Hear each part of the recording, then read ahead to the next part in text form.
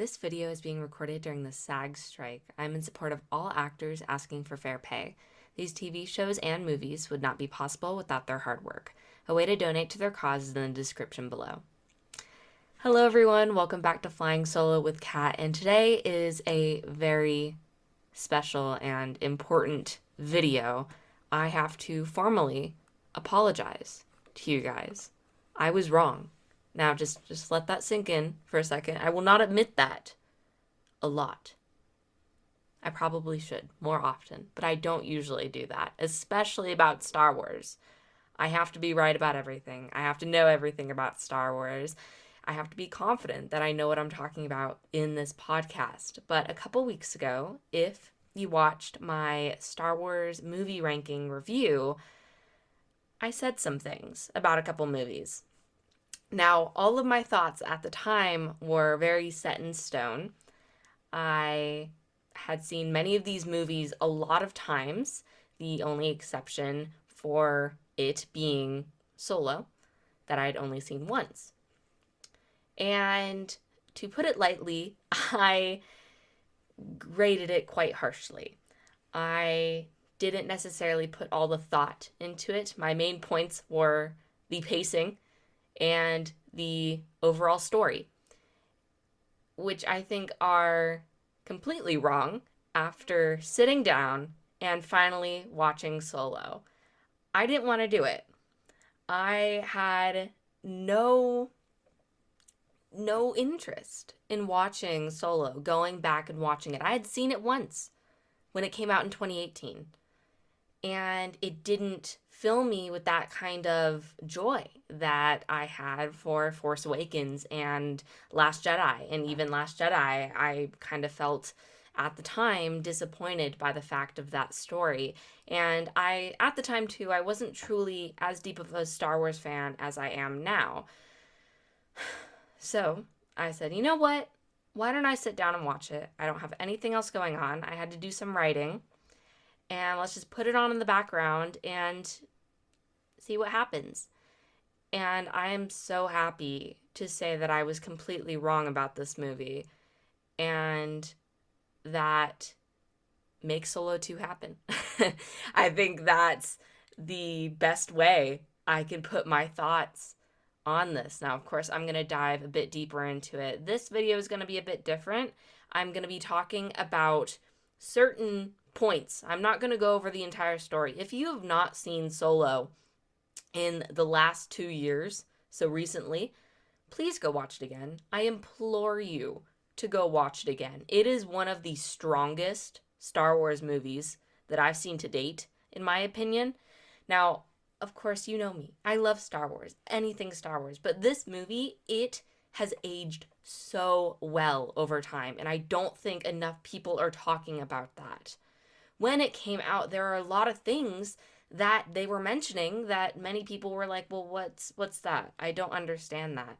And now with these TV shows, with these added on comic stories, and just with the added development that the galaxy of Star Wars has gone through, and what we know now compared to what we didn't know back then is so integral to the story of Solo.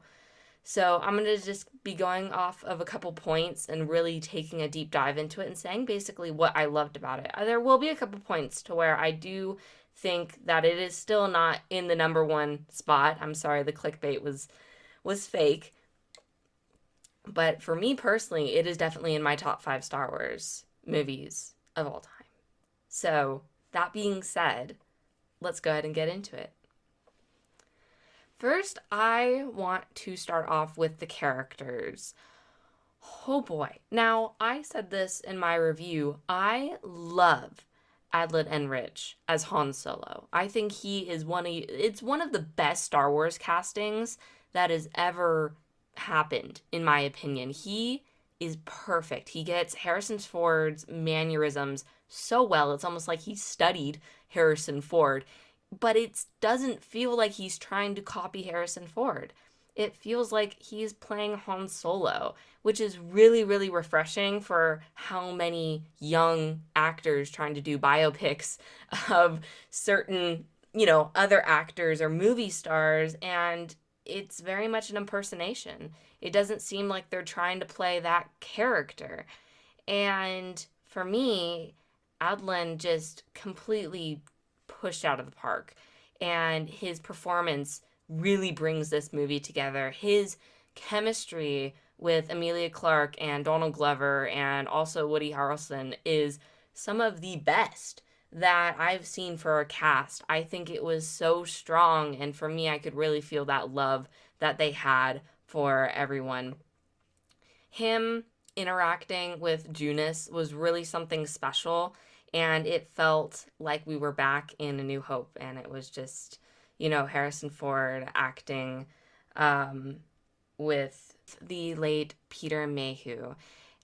And for me, he, of course, was in Tross and did, I believe, some scenes in The Last Jedi, but him having his own type of role in this movie, really playing Chewbacca, a younger Chewbacca, was so great. And him and Adlin just worked so well off of each other. And I could just feel their friendship seeping through the screen, and it was amazing. I do like Woody Harrelson as Beckett. I think his acting was very well done. I could feel how I never honestly trusted his character, but that's always what made it okay. Is he actually being a nice guy, or is he trying to get Han to do something else? I think the acting and just his pauses that he had when he was, talking with Han was really, really great. And for me, it worked as a secondary villain. And truly, I never knew really what he was going to do. It was predictable, but not in the way of, oh, okay, whatever, he's going to do this. It was predictable in the way of, that's his character. But still, there's a sort of essence of what will he do.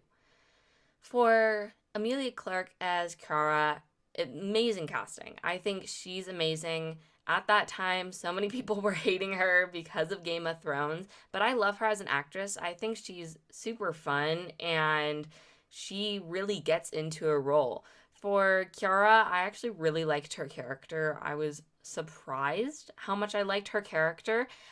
Every time I see Kiara and Han, I always feel like it's sacrilegious because I'm a huge Han Leia shipper. I mean, Han Leia's our OG babies, right? They were the relationship of OT. And to see Han with another woman, it just feels odd to me. It feels like it should not exist. But Han and Kiara's history and how much Han really doesn't know Kiara. And, you know, Beckett tries to tell him, hey, you actually don't know her. And Han just is completely blinded by lust. And I think at the end, when she does leave him for reasons that he does not know, I think we start to see the actual Han Solo that we see in A New Hope, to where he doesn't really let anyone in and is kind of really that smuggler persona, to where, yeah, he, gets women and, gets these friends, but does he keep them? And at the end of the day, are they partners and friends, or are they just people that are revolving around Han's life? I'd say the only one that Han is friends with is Chewbacca, because Chewbacca never really betrayed him in this movie. How much of the camaraderie that both of them have. And I think that really told very, very well in this Han Solo and Chewbacca story. Donald Glover as Lando Calrissian, I will go down in history saying this is, again, one of the best castings that has ever happened. I'm a huge Donald Glover fan. I love him in Community. That's one of my favorite shows of all time. But he really pulled it out of the park of making the young, charismatic Lando Calrissian. And for me, I really liked him in the setting of he's a gambler. He, looks good, and that's kind of what he does. I loved Phoebe Walker-Bridge as L337. She is my girl. She is my baby. She's actually one of the characters that I distinctly remember from watching the movie on its first watch. And from now. She's really the only character that stood out to me, mainly because just of her sassiness and how much her character really pushes Lando with that. And I love just her comments that she would make. And she's a fun character. Of course, you all know my Indiana Jones fixation, but I love Phoebe Walker-Bridge as Helena. She's now one of my favorite characters ever in the history of Lucasfilm. But to have her in a Star Wars movie is just absolutely amazing. And she would be a robot. She really would. And she would start a robot uprising. And that was really interesting to me as well for her character specifically.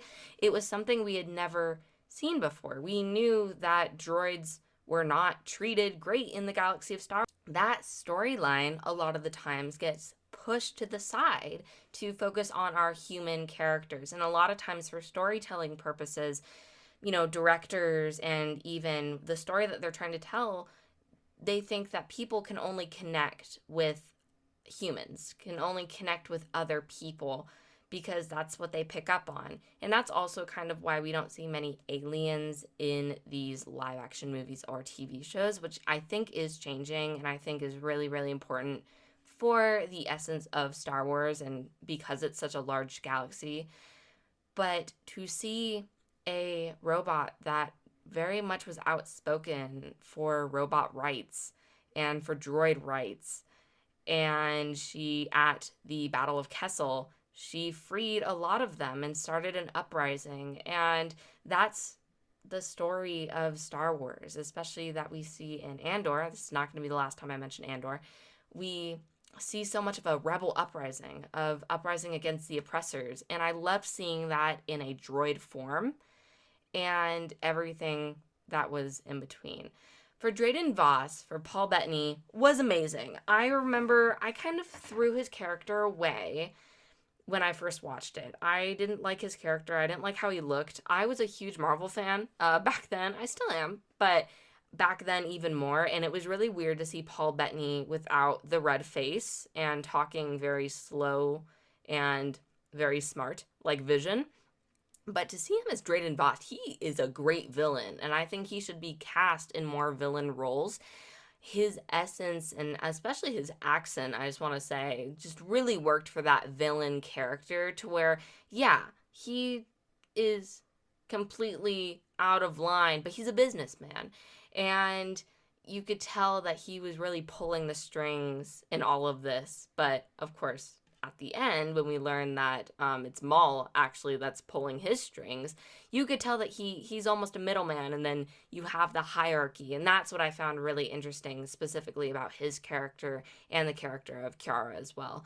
That you had this hierarchy of, these groups of people that are with the Empire, but not with the Empire, and kind of on, a rabid chase to try to take control of any part of the galaxy that's not in the hands of the Empire. And I think that was really, really interesting.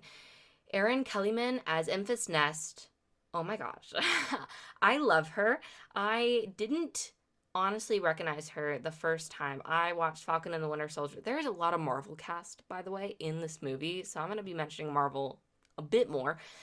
But Erin was in Falcon and the Winter Soldier as one of the villains not really villains, but she was trying to kind of help the people to get medication when the, government wasn't giving it to them. So, Falcon and the Winter Soldier had to go and stop her, of course, until they figured out what she was doing, but it was still wrong.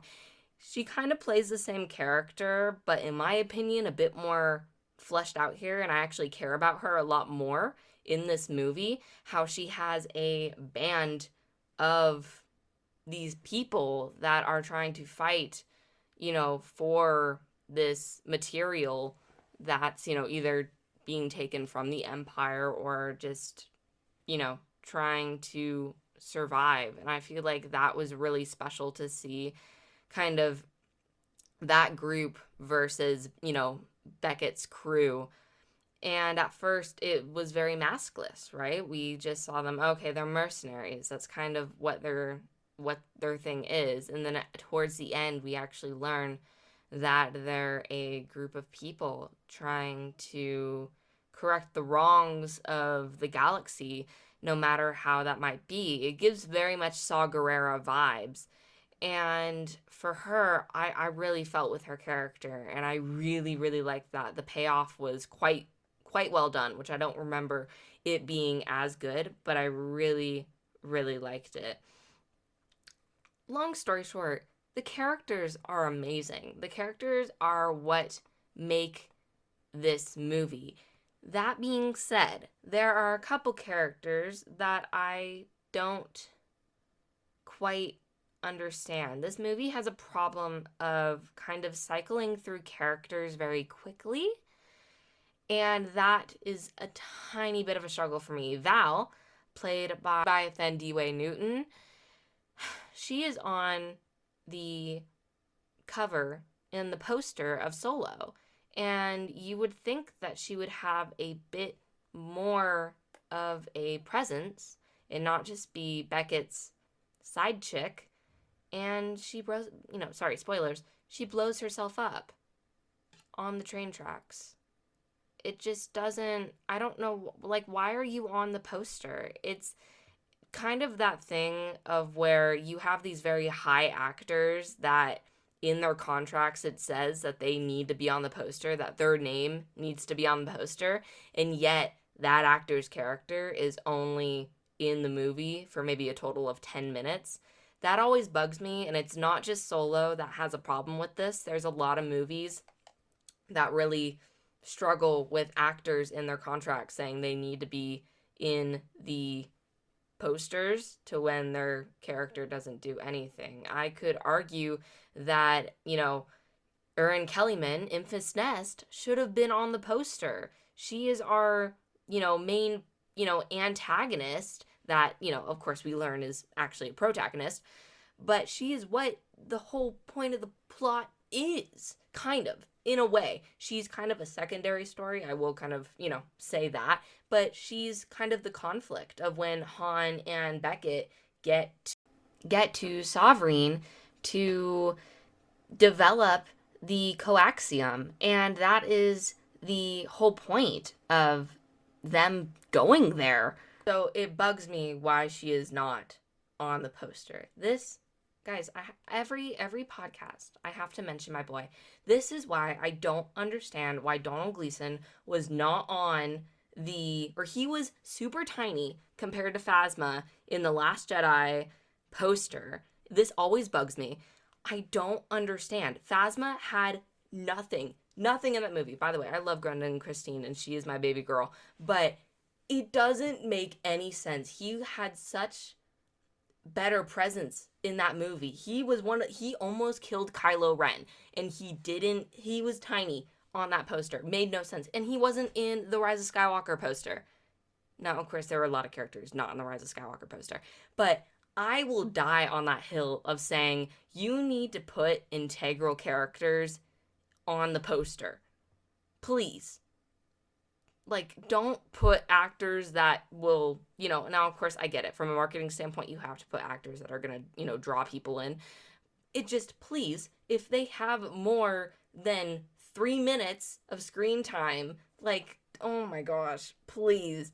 So that's always been super frustrating for me. Same as L337. I feel like she would have actually been a bit more important than Val. She's on the poster at least, but she's super tiny. I'm looking at the poster right now and I can't even see it. I'd have to squint.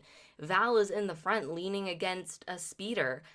It doesn't make any sense to me. I'm really trying not to get mad, but it is one of my biggest pet peeves in the industry of why actors, it's a whole thing of like, see, my face is on there. I'm in that movie.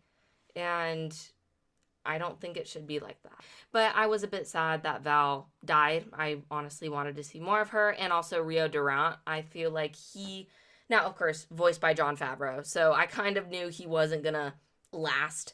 But I still felt like I would have loved to see more of him. And it was just kind of sad to see him go so soon. Same with L337. She at least lasted a bit longer. But man, I cried when she got when she died and like Lando went to go save her. That was like some of the most sad stuff in that movie, and I'm not lying about that. There are a lot of sad things in that movie, but man, that was one of them. So for characters, they did a really good job. I think the casting is amazing. They should definitely recast younger characters. That is the hill that I will die on. I'm not a huge fan of CGI.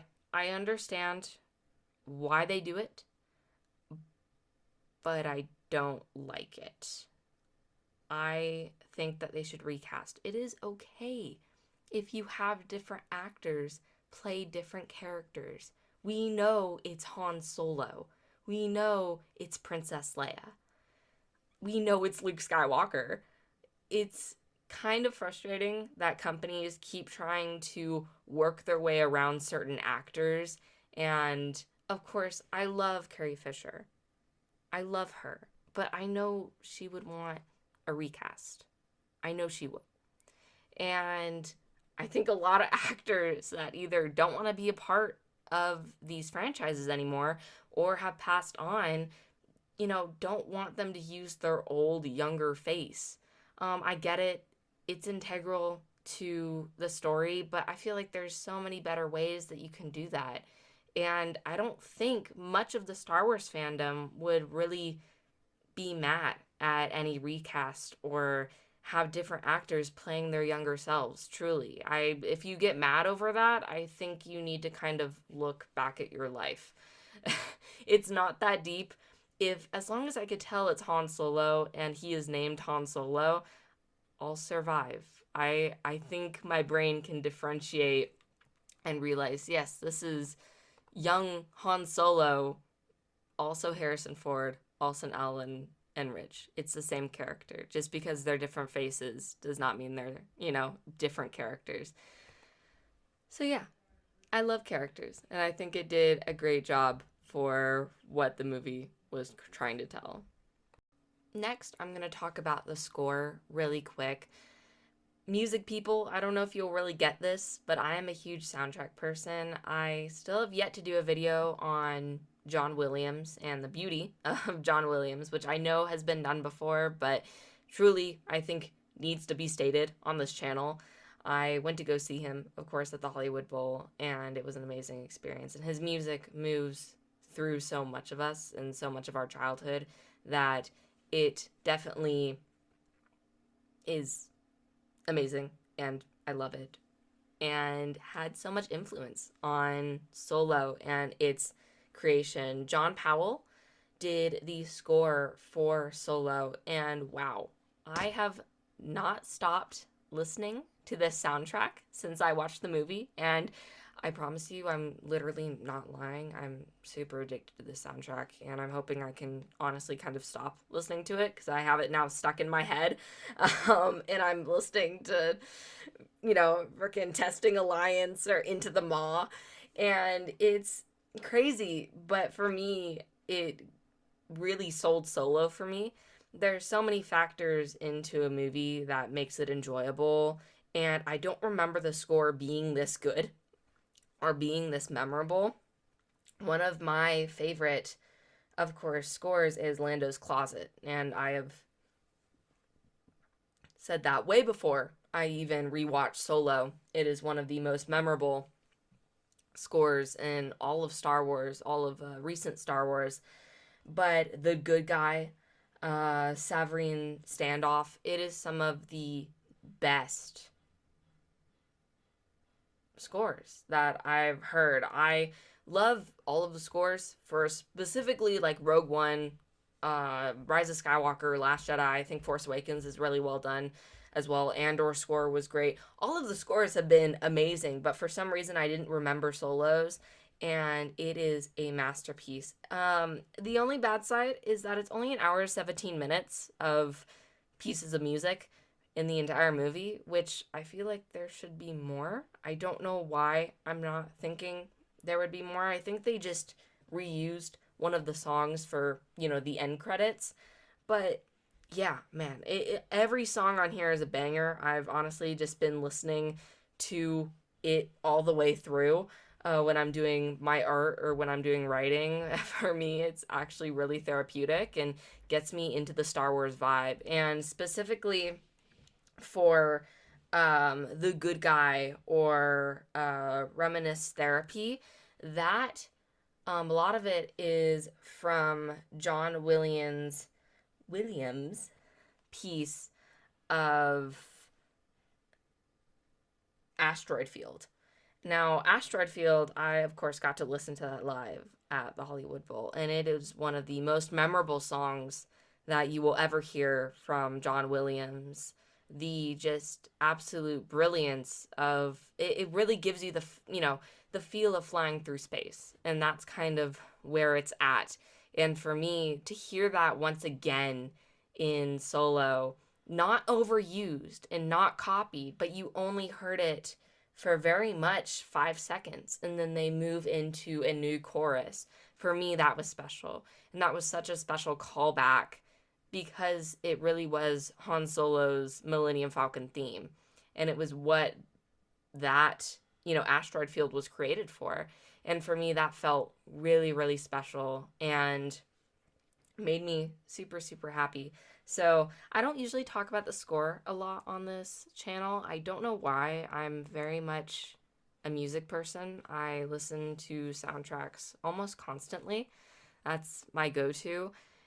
And this soundtrack has basically taken me in a chokehold because I have not stopped listening to it. So if you have not listened to the Solo soundtrack, I would greatly recommend it. The one that I would probably listen to first is Lando's Closet, but after that, I would say the Mind Mission is one of the greatest. It kind of reuses the Resistance March from The Last Jedi. I'm kind of getting vibes of that, which is great. I know that was so not intentional, but the fact that this movie came out after The Last Jedi, it was, kind of nice. Savareen Standoff is amazing, and Testing Alliance is just amazing. But I would listen to the entire soundtrack because it is a fun time, and for me, you really feel that love between all of the characters. So, yeah, score is amazing. Go check it out. I do want to talk about the visuals real quick as well. This part of the video, I might get a bit negative. It's a very visually dark movie. You are basically, you start off in Corellia, and of course, it's kind of Corellia underground. So it's very dark, it's very damp.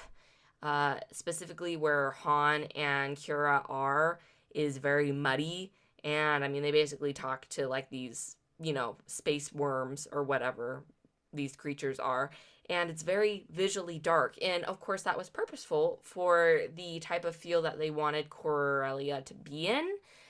But as someone watching that, for one, I wear glasses, so I have terrible eyesight. But two, is just trying to pick up the facial expressions of the characters. It's a bit of a struggle. There are certain movies that do it very well, and it's integral to the plot. But this, I just felt like you couldn't have just brightened it up like a tiny bit. I felt like it was just too dark, and there was no lighting whatsoever. And even when you got out of Corellia, like underground, and they started racing to the spaceport, it still felt very, very dark and gloomy. Now, compared to Andor was kind of the same thing when Cassian went to the pleasure planet. I can't remember what its name was, but for that, it had integral lighting to it, and it was dark, but I could still see what the hell was going on and what Cassian's facial expressions were. In this movie, I could not. Then you get transported to the swamp planet on Mimban, and oh man, that's dark as well. It's a muddy planet. There's a whole bunch of explosions going off. There's machinery going around. There's, blasters being, shot. But I couldn't really understand what was going on, like the first half, because it was just so visually dark. Now, granted, my eyesight is terrible, so it could have just been me. But I remember first watching that movie, I do remember this, that it was visually dark, that I don't remember much of the first half of the movie because it was dark. And mainly it goes from dark and then you go to the cold frontier of Vandor, which is just bright white because it's only snow, which gave me major vibes of Starkiller Base for some reason. I don't know why, but it did. And it was just such a stark contrast that I'm like, okay, I need some like basis. And then you go to the Spice Mines of Kessel, which I guess is the basis that we kind of get, but it's still so visually dark. It is a bit better though than Corellia and Mumban, but it is a struggle. It is still really kind of dusty and dark, but it does get better. I'm not saying it's bad. The only planet that I actually really, really like, and I love its design and it feels colorful, is Savarine. And of course, we were on like a sand island and it was surrounded by water, which I think is a great design for a planet anyway, as kind of a stop to get the coaxium. And that was, again, that whole point. As for the lighting on it, it was beautiful. It was a really great planet, but it's another sand planet. Star Wars, I don't know what it is, but please just go away from sand planets. Give us more greenery like Agent Kloss, or even, I hate Yavin 4, but even Yavin 4, give us more of that, and then just kind of dust in a little sand. Just a tiny bit. Just here and there, but please, like, you don't need a final stand on a sand planet. So, it wasn't bad though. But that was, I think, what actually put the movie down for me as well, and why I don't remember much of it, because it was so visually dark. When you don't have beautiful colors kind of popping at you, and I understand it's integral to the story, but visuals are so important to remembering a movie. And you can have dark visuals, but then you add in lights here and there to make the scenes memorable. And for me, there just wasn't that. And they really honed in on the dark visual of it. And it didn't really work for me, unfortunately. And I kind of wish it did. But just when you do watch it with all the lights off and not on, because you will not be able to see anything.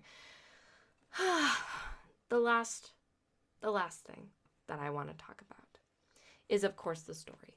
Why is the story so important, and why did it age so well?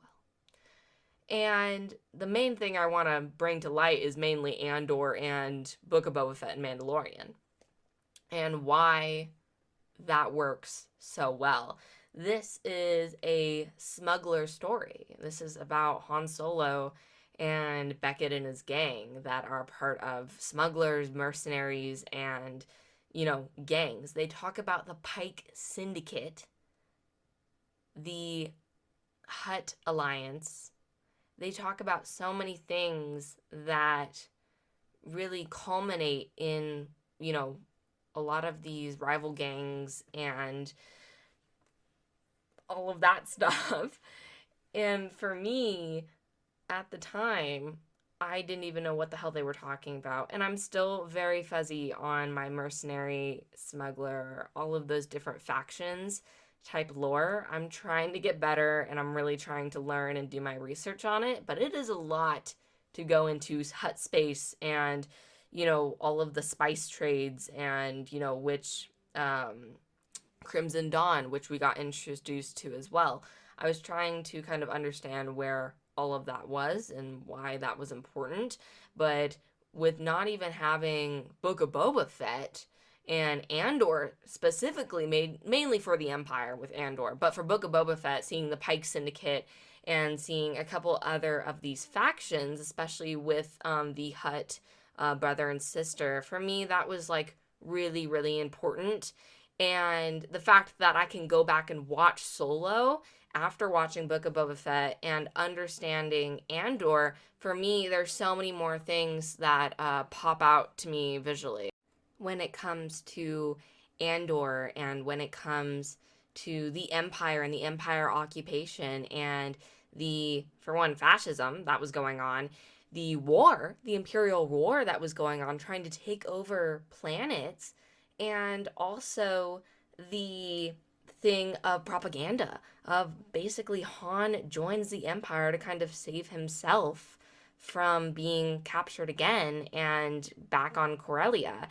And for many people, that was kind of their out. The Empire was their out. And that is why the Empire grew so massive, is because it had so many loyal supporters, as to kind of, in a way, stay, away from the Imperial reach, even though they were part of the problem. And I think that is really interesting, that I think many people didn't quite understand. We had Rogue One before, but it was still like, okay, Empire is bad. I feel like Rogue One as well doesn't really do great when showing like different planets being occupied by the Imperial, by the Empire. But with Solo, it really showed how, I mean, when they went, into the Kessel Run, they were stopped by an Imperial blockade, and how that could cause issues for a lot of people. And how we saw in the spaceport how people were getting ID'd and being, arrested and shoved around, mainly how they looked, or if they looked, at the stormtroopers any differently. And stormtroopers really had such a power. And that was shown very well in the propaganda that was in the spaceport. I missed many of those things. And I think that at the time, many people weren't focused on the Empire. Of course, I'm focused on the First Order, right? But in that movie, I still was like, okay, Empire bad. That's where it's at. I'm not sure what more story they can tell there. But after watching Andor and understanding truly who the Empire is, which I know it does really just tell you flat out, but for me, I kind of need, a visual for my brain to kind of piece everything together. But for Andor, it really shows the reach of the Empire, and Solo just adds onto that on another layer with the different factions of the, mercenaries and gangs and smugglers. And it aged very, very, very well. And I think that's what many people miss. And that is why truly I wanted to do this, talk about this today, is over time, these Star Wars movies can age very, very well, especially with the political and not as happy of a world that we have. Unfortunately, I like my Star Wars to be happy. I like my Star Wars to transport me away to a galaxy far, far away and have a fun space adventure. But the bigger scope of it and what Star Wars is trying to tell basically tells a story from our home, from what is going on in our world right now. And Star Wars is for kids. It's always been for kids. And Star Wars teaching that to kids and showing kids that, these types of themes that are going on in our real world are so important and so integral to the media that we consume. And for me, Solo was really special to just go right off the bat and show that. And I'm really sorry for not giving it as much credit as it deserved. With all of this stuff coming out about certain YouTubers, I see a lot of posts that people are kind of bringing to light some of the YouTubers that basically rage bait and talk about just how bad Star Wars is and how they just hate everything. And of course, that gets some views. I understand. My view count maybe reaches 10 views per episode. I'm not making any money off of this, but I want to use these videos as a way to say I'm not always right. A lot of times I'm actually wrong. I try to do as much research as I can, but a lot of times I half-ass stuff. I think that's just life. I do have a separate life off of podcasting, and I'm trying to do 80 different things at a time, and there's only so much time I can devote to one episode. But for me, sitting down and finally watching a movie that I didn't quite like, that there are a lot of things that I didn't agree with at the time, and saying, you know what, I'm going to watch it again. If I have my same opinions about it, then I'm right. Then I know that I'm right. But if I just sit down and watch it and realize, with an open mind, of course, and I realize, oh, I actually understand what the story is trying to tell.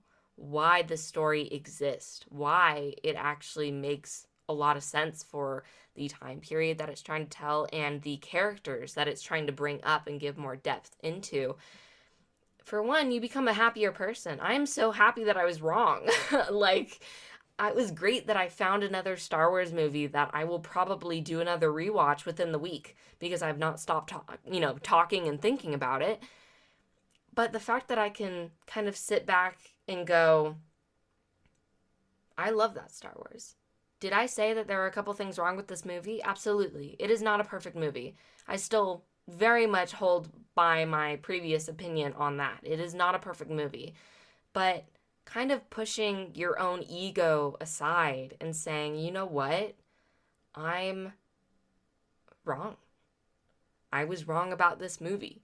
I did not give it the chance that it deserved. You will become, for one, a happier person, in my, humble opinion. But you're also kind of inspiring other people to branch out and rewatch some of these movies. We love Star Wars. If you're watching this video right now and hate Star Wars, I'm so sorry. Why would you stick this far into the video? What are you doing? But if you are with me right now, you love Star Wars. You want to hear more about Star Wars, and you want to understand more about Star Wars, and same for me as well. And a lot of times when you're trying to understand certain things, no matter if it's in fandom or if it's in the world, you turn out a lot of the times that you're wrong, or your opinions will change, and that is okay. I want to tell you that it's okay to change your opinions. Yeah, you might hate The Rise of Skywalker. I hated The Rise of Skywalker when it came out. I'm not even gonna lie to you. I did not like it, and I found it was an okay movie. But actually watching it back and hearing other people's opinions on it, I realized, okay, that actually makes a lot of sense. Do I like the movie? Not really. There's a lot of problems with it. But am I angry about it? And will I ever post a podcast episode titling Why I Hate the Rise of Skywalker? No, I find that pointless. So many other people have done that. Why would you listen to me rage about a movie for children for 45 minutes when I could talk about the beauty of some of these movies and the beauty of these stories and these characters and these actors that put their heart and soul into this movie and the story that it's trying to tell? I would rather talk about the positive side of stuff. That is of course, just me. And granted, that reflects in my views. And I do wish that we lived in a perfect world to where,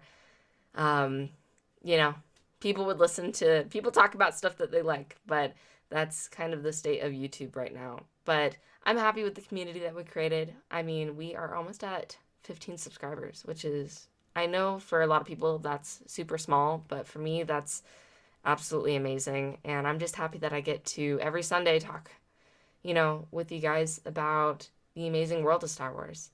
But that being said, go watch Solo again if you haven't. I do implore you. Or go watch a Star Wars movie that you kind of feel indifferent on. You don't, really truly remember it. And who knows? You might change your mind on it. And that's the beauty of Star Wars. So anyway, guys, thank you so much for listening. And I will see you all in the next one.